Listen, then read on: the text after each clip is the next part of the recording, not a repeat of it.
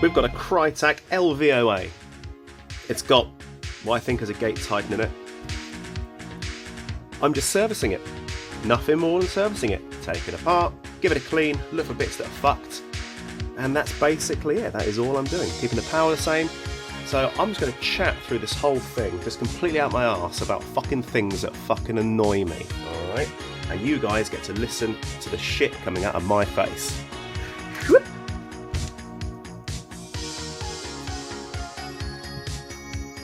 Oh, there we go. There's your first thing that I'm going to complain about. The hop patch. The R-hop flat pack piece of crap. Now, people put these in guns at a DMR and so forth because it gives you much better stability toward the end of your flight. They don't do that at all. What they actually do is they put these fucking things inside their guns thinking that it will just give them infinitely more range and accuracy. It doesn't do that. That's not what it does. Secondly, it's a cunt to fit these. It's an absolute shit to fit one of these. They're a pain in the arse. And at the end of the day, it's a consumable part. This is a part, it's a hop rubber, it's meant to wear out. That's its function. These, as BBs go through, do wear out. A consumable part. As you can see, this one is tatty as all fuck. That could be a bad fitment job, or it could just be it's done what an R-hop patch does and wear out really, really quickly. As you can see, that's shit. We're going to put a real hop rubber in here because we are. Fuck's sake. But the time and effort that it takes to fit one of these fucking things is ridiculous. And what you gain out of it is absolutely not worth investing in. It is windy as all fuck today, so this gun would have the same range and accuracy as any other gun in the wind. And unless you're using your gun fucking wind tunnel, you might think you can see a difference. In certain cases, you can see a difference. But in a lot of cases, you don't see any difference with flat hop or R-hop. If you're going to do one, do the flat hop because it really is much, much easier to deal with.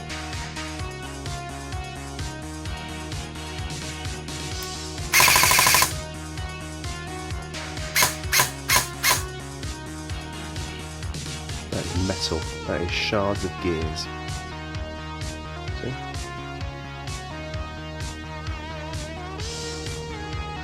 That's super glue. Yep. Lots and lots of super glue. Now I've got a funny feeling about this. I'm predicting PTFE tape, super glue, and tube gears with sorbo pads, all this stuff.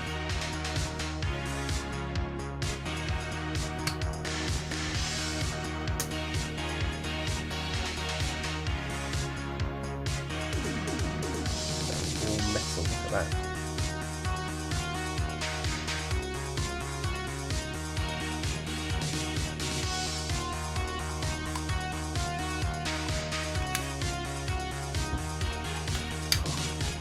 That was wedged, dude. Totally wedged.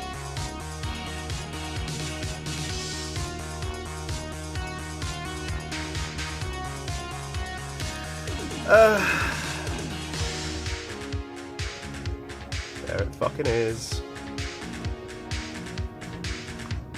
And again, fucking sorbo pads. It's gonna be. Tooth removed for no reason.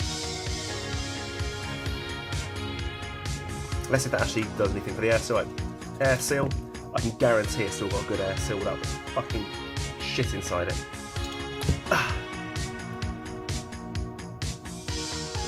Fucking sorbo pads. Again with sorbo pads.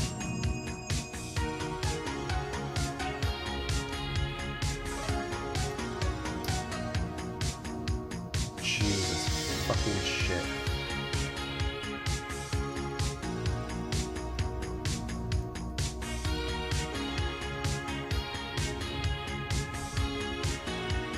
A fucking O-ring missing as well. an O-ring missing, which is why that's been used. Kill me.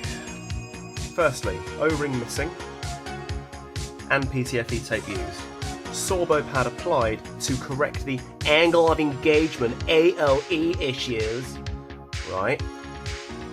I've not greased it, I've not lubed it, I'm just going to put it back in. Right. That is so hard to get back in as standard, I can absolutely guarantee. Look at that. Look. Stop fucking doing it. Okay, now you can see it. It's still clipping that too, because it's gone too much sorbo pad, which any sorbo pads do fucking much, and it's clipping that fucking too. So that one's fine, it's missing that one, but it's clipping that one. That's a new piston. Fucking idiots everywhere. That's why I locked in the half the gearbox casing. See that damage around there? It's biting into it. Smooth. Smooth. Fucked. We've got a few more around here, so smooth. Smooth. Fucked. I know exactly what that is. That is fucking crispy seaweed from the Chinese. That's a fucking new one, right? That's a new one. I've never had. And I had a fucking gun come through once by an avid World War II fucking fan, and inside it had a lock of blonde hair and a map of Poland, you know. But this to have crispy shredded seaweed inside the fucking Jesus Christ. That's good. That's fucking special. We've got the desired power. The hop is just not there. It's not able to hop anything past a 0.2 yet. So let's just give that a little bit further play to show. That's the rubber. That's the bucking. Rubber, bucking. Rubber, bucking.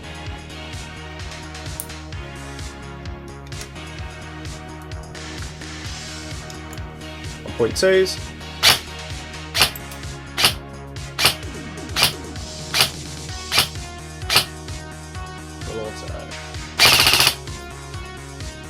I'll point out, I wasn't given the pins for the gun, and I can't make any other size of body pin fit these fucking things. I'm not going to ram things through it. So when I've actually chronoed this and so forth and held together, I've had to use a big fat screwdriver to go through it. What are the odds, huh? My opinion on Krytac is still exactly the same, and that is that it's the Reebok of the airsoft world. There is fuck all wrong with this gun. It's just in no way, shape or form worth 400 quid. It's just not. You are paying for the name Krytac. What you're getting inside is of APS quality.